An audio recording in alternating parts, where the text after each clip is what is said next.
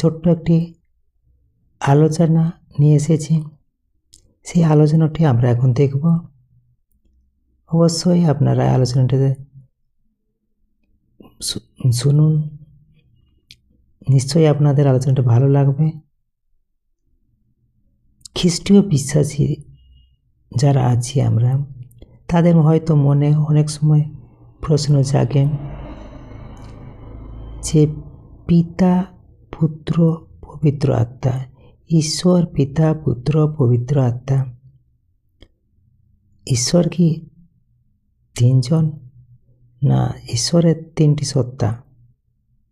সেটা নিয়ে আমরা আজকে আলোচনা করব। তো এখানে খ্রিস্টীয় বিশ্বাসে ঈশ্বর একজন, কিন্তু তার মধ্যে তিনটি ব্যক্তি বা পার্সন আছেন।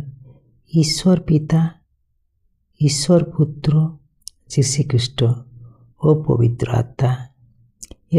এটাকে বলা হয় ত্রিত্ব। তাহলে তিনজন না একজন?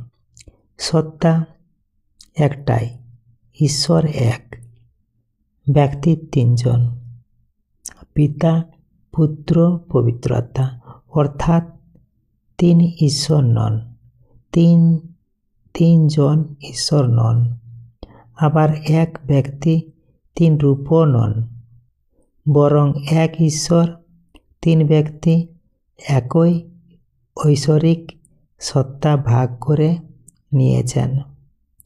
একটু সহজ করে বললে, পিতা সৃষ্টিকর্তা, পুত্র যীশু উদ্ধারকর্তা, পবিত্র আত্মা পথপ্রদর্শক ও শক্তিদাতা। তারা কাজের দিক থেকে ভিন্নভাবে প্রকাশিত হন, কিন্তু স্বভাব, ক্ষমতা ও ঐশ্বরিকতায় সমান। অনেকেই উদাহরণ দেন সূর্যের আলো আর তাপ তিনটি আলাদা করে বলা যায়, কিন্তু সূর্য একটাই। তবে মনে রাখবেন সব উদাহরণই সীমিত। ঈশ্বরকে পুরোপুরি মানুষের উদাহরণে ধরা যায় না। এখন একটি সংক্ষিপ্ত আমরা প্রার্থনা করি আজকের বিষয়ের উপরে। হে সর্বশক্তিমান ঈশ্বর, আপনি পিতা, পুত্র ও পবিত্র আত্মা, তিন ব্যক্তি, তবু এক ঈশ্বর।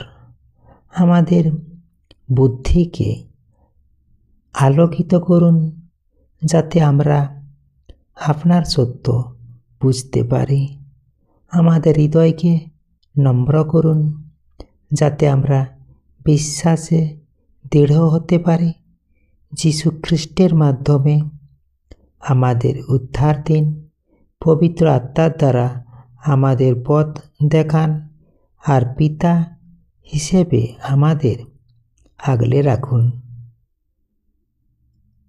এই প্রার্থনা প্রভু যীশু আপনার নামে চাই।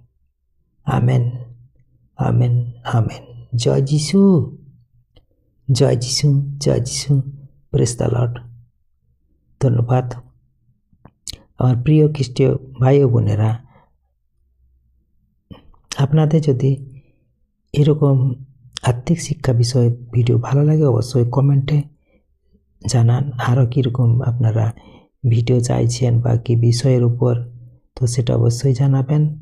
আর কেমন লাগছে ছোট্ট এই আলোচনা, ছোট্ট প্রার্থনা, অবশ্যই জানাবেন। আর যারা চ্যানেলটি সাবস্ক্রাইব করে নিয়েছেন তাদেরকে অসংখ্য ধন্যবাদ। যারা এখনও করেননি তারা অবশ্যই করে নেবেন। আর অপরকেও এই চ্যানেলটির শিক্ষামূলক ভিডিও পেতে অবশ্যই শেয়ার করবেন। ধন্যবাদ। জয় যীশু। আপনাদের প্রত্যেকের দিন আজকের মঙ্গল হোক। জয় যীশু।